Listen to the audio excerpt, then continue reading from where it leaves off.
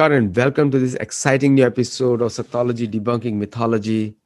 And today we are going unplugged. We'll talk about many issues under the stars and actually the sun right now and stars for India. And we will talk about it openly with a great friend and commentator and a very famous strategic expert in India. Practically every channel has him on all views. So I call him Know All, Mr. Know All.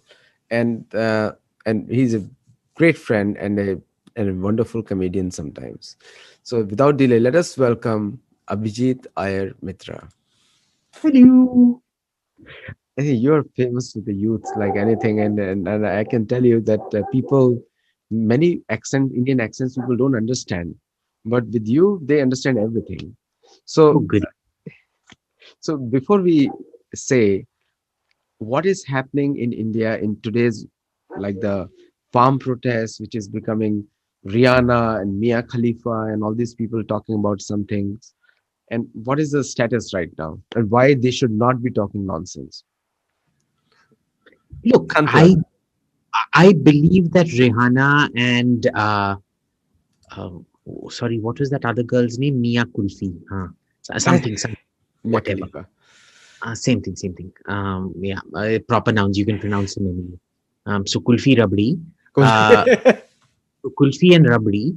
Every everybody has a right to comment about everything. I have a right to comment about American elections. I keep calling Kamala Dambala and Joe Biden Sleepy Joe, and I have a right to do so. So it's everybody's right to comment. Informed or uninformed is quite irrelevant, but they have every right to comment on what's happening in India. Um, and they don't even have to be particularly responsible about it because it is the state's duty to have a monopoly on violence, right? And the state's duty towards monopoly on violence means that it is the state's responsibility to maintain the peace.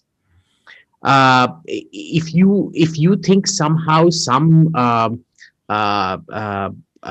porn star in ex porn star or rap artist, what's her name? Ria. Rihanna.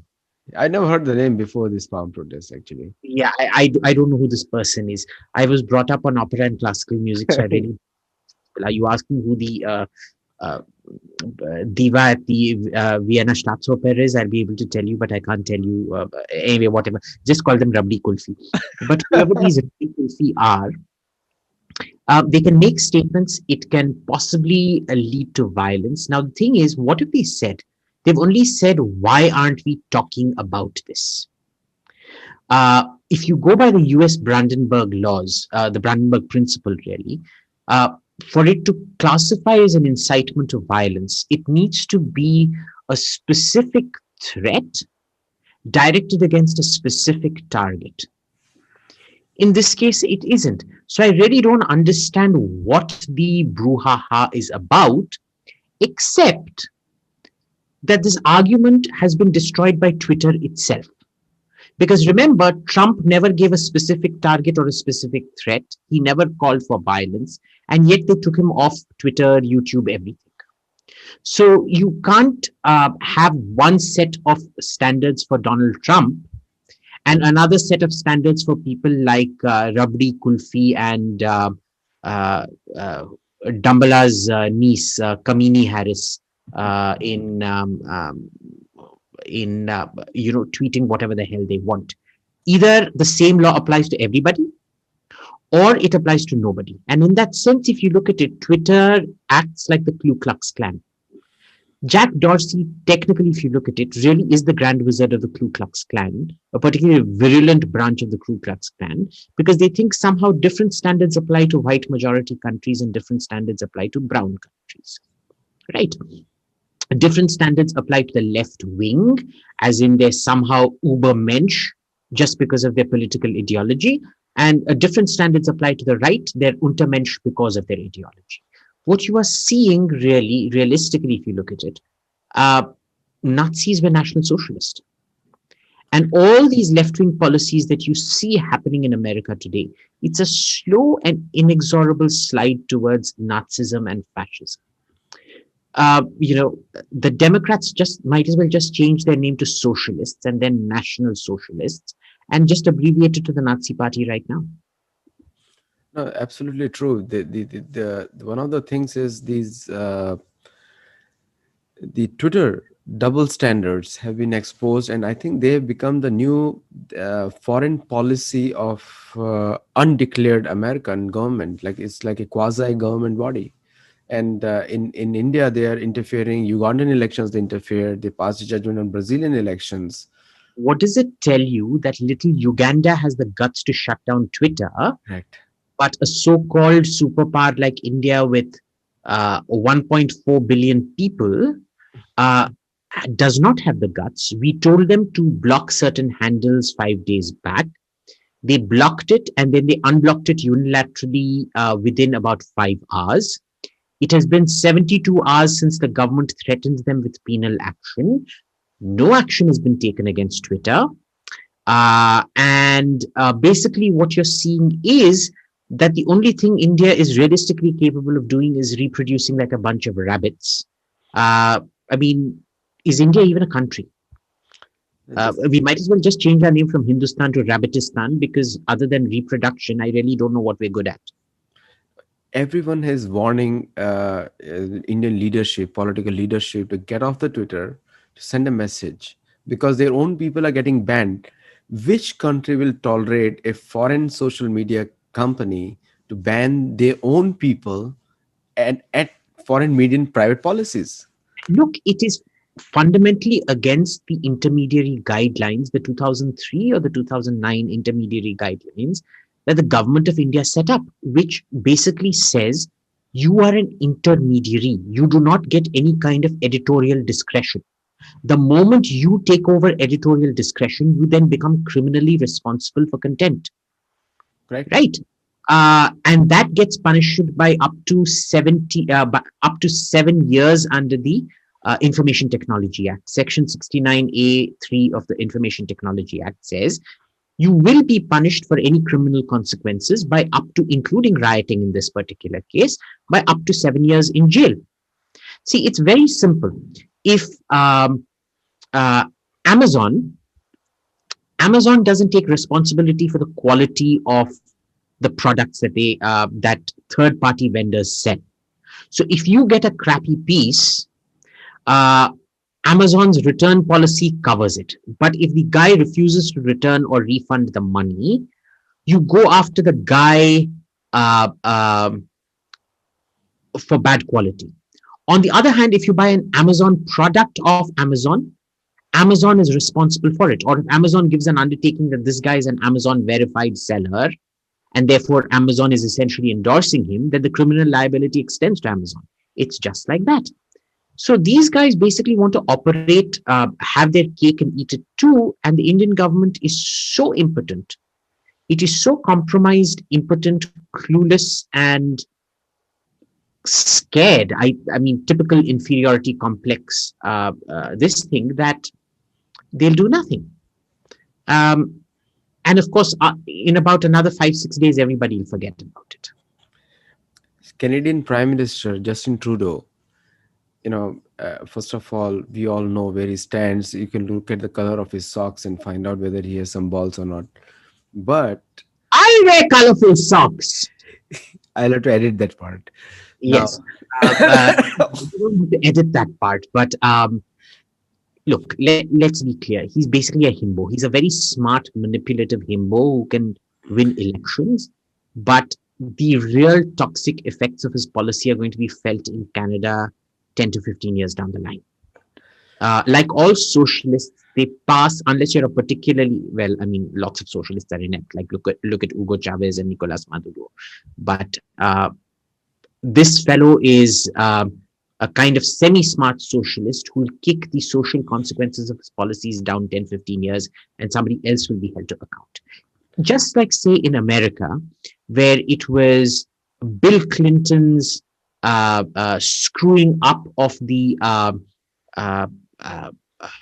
the amount that could be lent by banks and companies that led to the subprime mortgage crisis under uh, um, President Bush Jr., who then got blamed for the subprime mortgage crisis, Correct. right? Uh, it's these people who do all this crap and they pass it down to somebody else. Very well said. And I think the current, the again, the surprising part was that the Indian government did not even react to Canadian. Like, they just passed a very innocuous Parliament External Affairs Ministry terse comment that they don't approve of it, but they didn't do anything else. The people were expecting. Realistically, there's nothing you can do uh, um, except issue terse statements. A statement is met with a statement. Correct.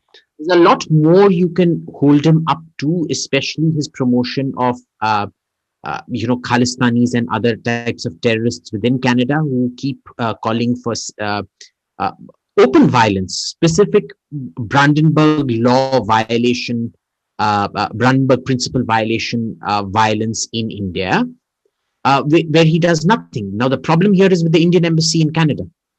They don't collect intelligence properly. They don't make dossiers on these guys. They don't collect videos and things to send off to the Canadian government saying, please act.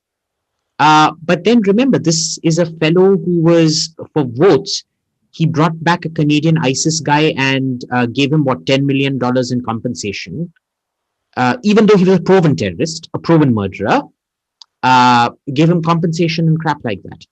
So, I mean, you can't expect high standards from that man. I mean, he's a sleazebag, that's it. No, you mentioned some very important point about the Indian embassy. Now, Indian embassy staffers in the US are totally inactive. Like, they're very passive. They only go for opening or Republic Day functions or Independence Day, So, or working with the Indian American community, but they don't engage anyone at any level on the policy also. it's a combination of different things. It's a combination of one being an extremely small diplomatic force. You have 700 diplomats, which is smaller than the diplomatic corps of Singapore. Singapore, a country of 4 million people, has slightly more diplomats than India, a country of 1.4 billion. The second thing is, remember, the way the Indian civil service is set up. It was kind of copied on the British system where only the elites would get into the bureaucracy. So your parents had spent a lot on your education. You were already worldly refined. You had already traveled to different countries. You knew how to hold a glass of wine. You knew how to charm the pants of a man or charm the knickers of a woman or charm the whatever undergarments of a non-binary person. You knew how to seduce them through poetry or music or whatever it was. You could have very lofty conversations and you could have very crude conversations when required, so on and so forth. Today, ever since the economic reforms of 1991, you've seen a massive rural to urban migration. But remember, rural to urban in India is very different from rural to urban in America. In America, rural folks have a lot of culture and hardworking Core values. They act values are there. Yes. and things like that. In India, remember, they are the human investment is far less. So what happens is you have people who have literally come from nothing, who are inducted into a civil service that was built for extremely elite people. It's literally like taking a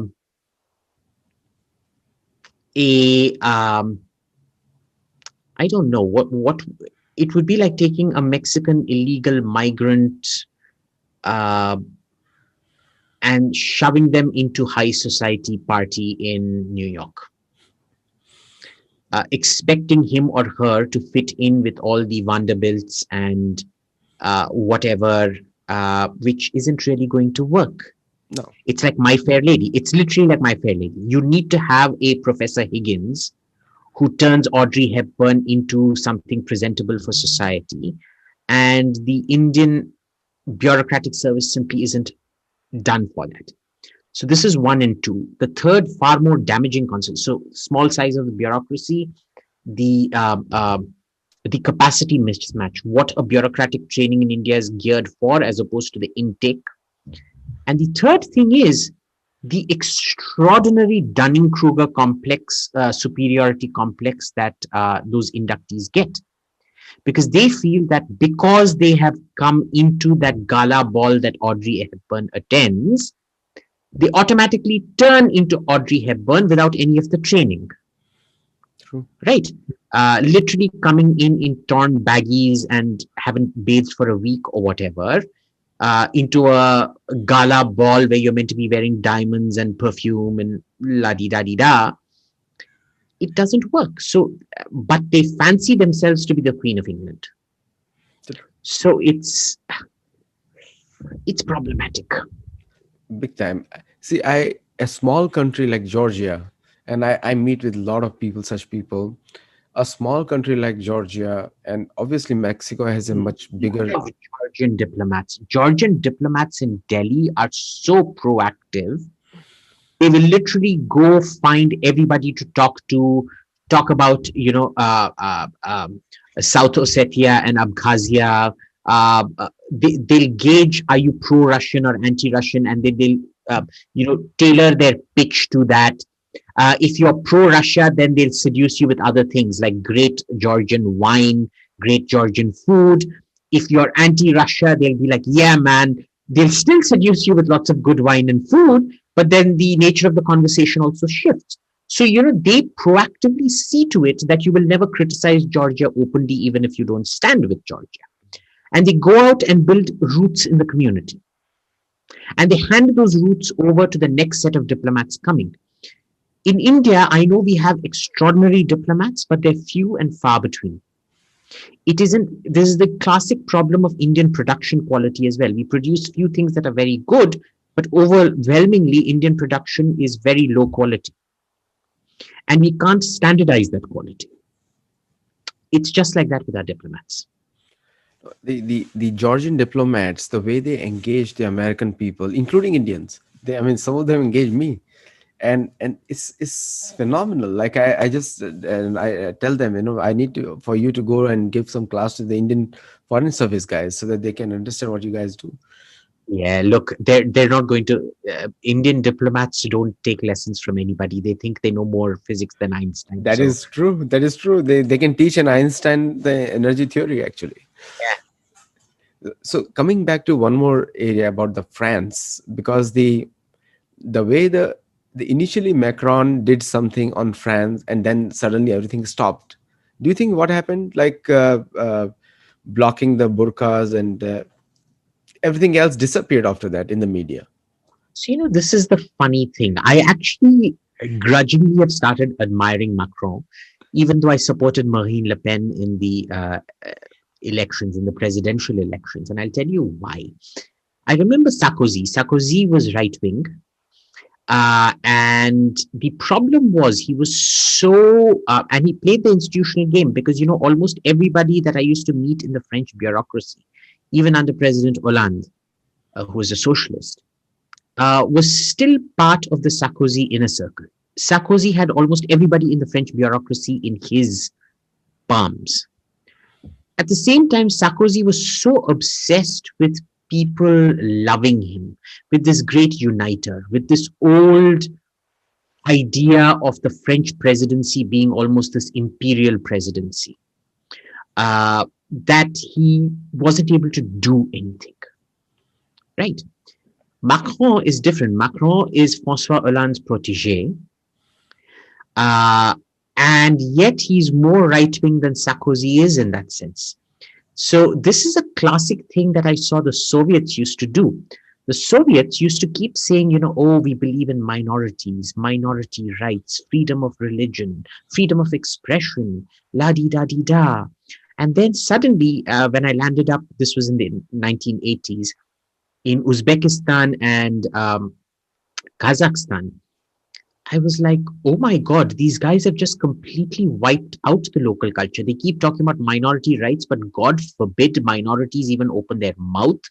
They completely de-Turkified them and turned them into Europeans in that sense. And it's very powerful because when you wrap yourself up in virtuous display, your room for maneuver is that much more. You can be the biggest supporter of human rights in the world and in reality be the worst abuser of human rights, Correct. right? As opposed to somebody who says, I don't give a shit about human rights and end up effectively under sanctions. So your room for violating human rights is extremely limited. So socialists work like that, and that's what Macron has done. He's claimed to be this protege of a socialist president and a socialist himself, kind of. He's never actually said that, but claims to be. And then he's passed all these pro-market friendly, anti-farmer, I would say anti-farmer, they're actually pro-market because French farmers are notoriously incompetent, notoriously pampered as well. I do believe some heritage products should be protected, like the poulet de Bresse, the famous chicken. There are certain cheeses that need to be protected. There are certain wine regions that need to be protected, but even those wine regions need to modernize. French wine classification has become so arcane, people are actually deterred from buying a French wine. Uh, Italian wine, on the other hand, has actually modernized quite a bit in that sense. Not in flavor. I prefer the old world wines to new world wines, but in terms of the terroir, they've kind of modernized quite a bit. But the French don't. So he's done that, and he's become very, very hard on immigration. So that's a very good thing. And the best thing happening for him is Marine Le Pen, because the choice that the French now have is right, quite far right of center, and even more far right of center. Extreme right. So it's right or right, as opposed to India, where you have the BJP is Leninist and the Congress is Stalinist. It's not really much of a choice. It's a question of if you want to kill 15 million people or kill 20 million people. To sheer incompetence. It's it's the exact reverse image of India that way. Now, coming back to Greta Thunberg, the kid who spooked India, and somehow she herself tweeted the document, or somebody else made a tweet from her account. I do not know. So that has spooked India and is again a reactive force, again a reactive. They knew all the way. So why were they waiting for so long? Look, this girl, I forget her name now. What? Gita Thunberg or Trumpberg, whatever. Yeah. Gita Trumpberg. We need to sympathize with her. She's a victim of extraordinary parental abuse, of systemic social abuse. First is, the fact that she has that neurological disorder, Asperger's. Then is the fact that her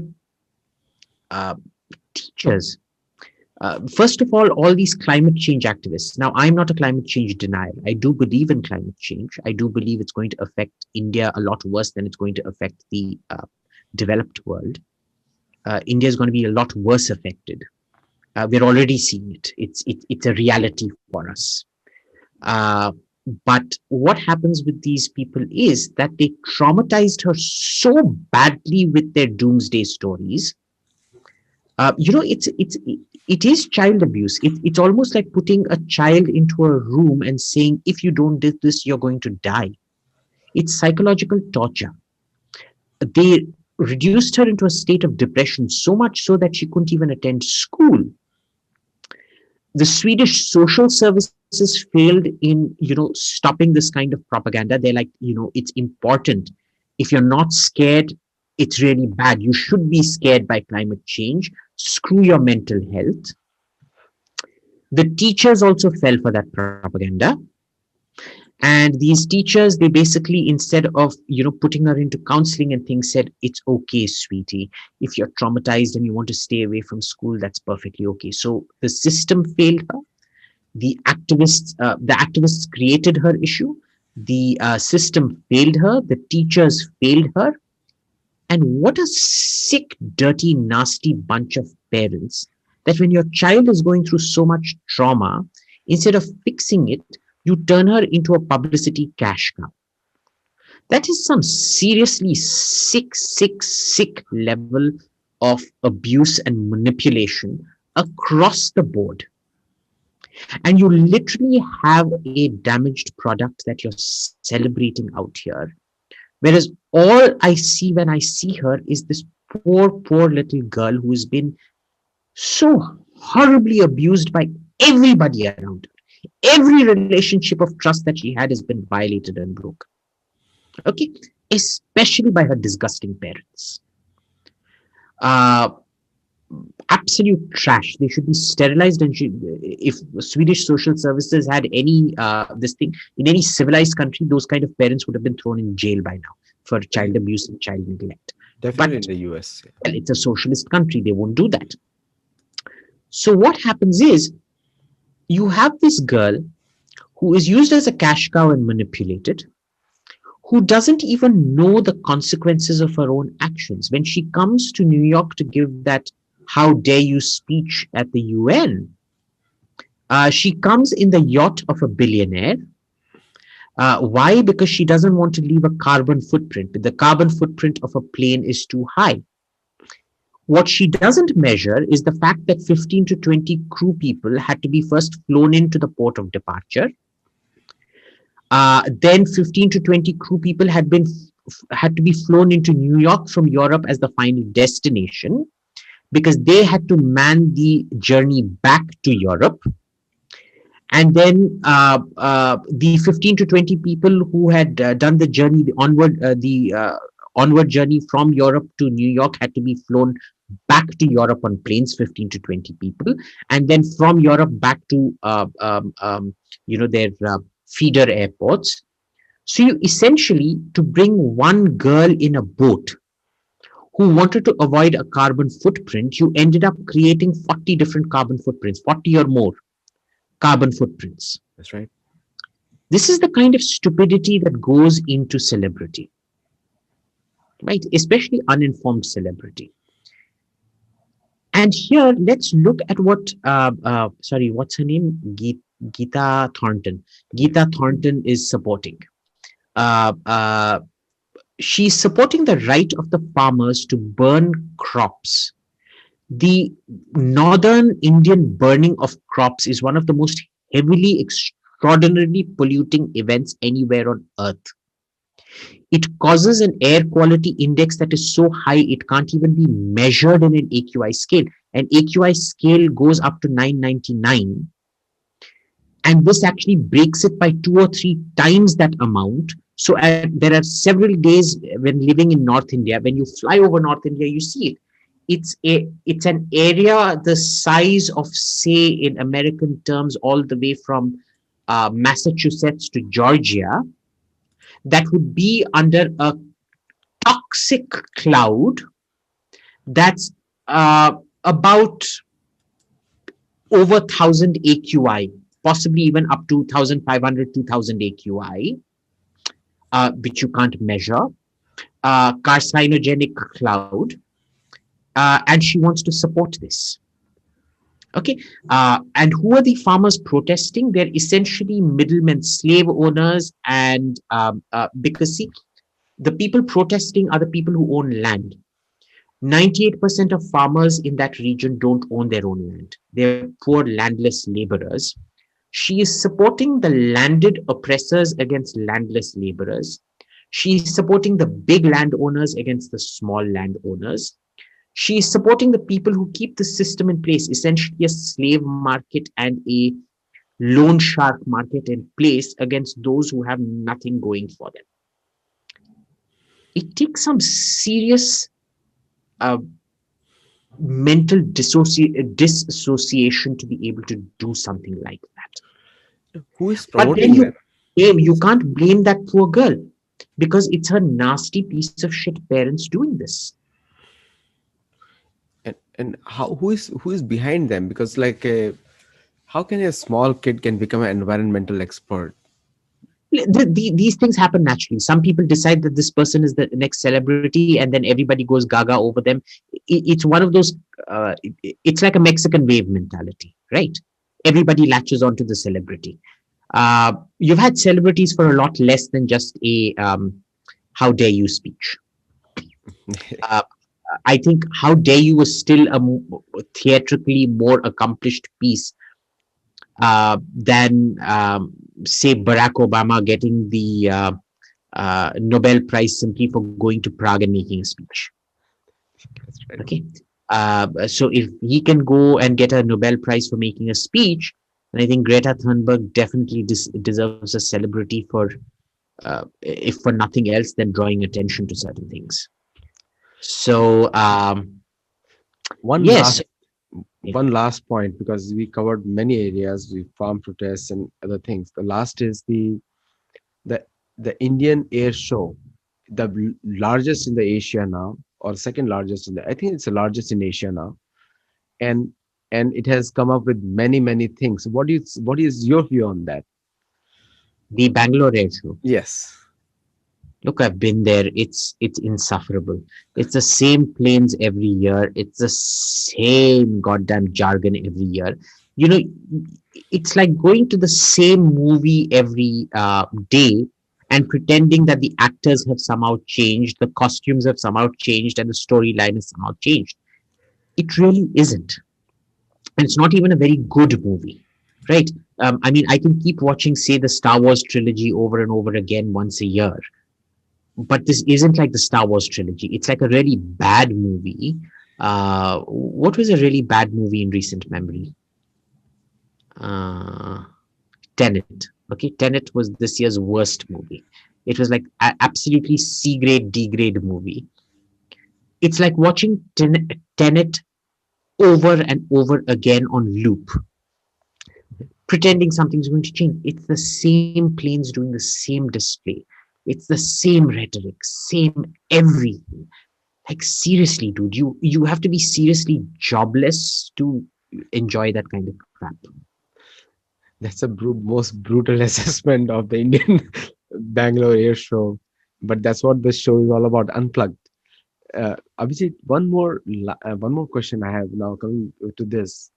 Do you ever think that the Indian vaccine diplomacy, which has, according to the world, it has done a fabulous job, 56 million doses exported. Western countries have hoarded it. India is the only country which is exporting it. Do you think it is actually India will be able to capitalize on it? They've done a good job, but will they be able to encash the goodwill? No, it's a static goodwill. Um, what will it translate into tangibly doesn't matter. But look, it'll be squandered very quickly. It'll be squandered very quickly because goodwill is accumulated when you have a state that understands its actions and keeps accumulating that goodwill and doesn't squander it and knows how to commoditize it, monetize it, and use it. We can do none of those things. Yeah, absolutely true. Because that's my assessment also. Because they have done so much hard work, but for nothing. Because the same countries which they are supplying goods to, most of the world doesn't know AstraZeneca drugs are manufactured, vaccines are manufactured in India, and but they are not able to. They won't be able to use it because their machines are not ready. Yeah. I've not seen any proactive action that they need to ask something, because in diplomacy you need to, if you're there is nothing free in this world, but since they're giving free, it is losing relevance also. Look, India believes in this sort of, hand holding kumbaya kind of world. Yeah. This is why even after China kills 20 of our troops, we still hold out hopes for friendship and things like that. Even in 1962, when they came and slaughtered, what, 6, 7, 10,000 of us, we still thought we could, kissy kissy, huggy huggy, kumbaya dancey kind of thing. This is what socialism and leftism do to the brain. They completely, I'm telling you, socialism is more toxic than a brain tumor. That's true. Between Absolutely true. socialism, between getting indoctrinated into socialism and getting a brain tumor, uh, uh, I hope you never face that choice. But if you do, choose the brain tumor any day, because even that 99%, even that 0.01% chance you have of getting saved from brain tumor is still more than the chances of getting saved from socialism. Thank you so much. And I think we had a very frank discussion. Viewers, you love it. Do comment on it. And as usual, me and Abhijit talk very frankly. So, and Abhijit's views are extremely like gives an insight into many of the people who cannot say it in those words. So, thank you all for watching. And thank you for all the people who joined us live and people who are going to see the recording. Do watch it, do subscribe, do share it, and do comment on it. Thank you. Bye. Namaskar.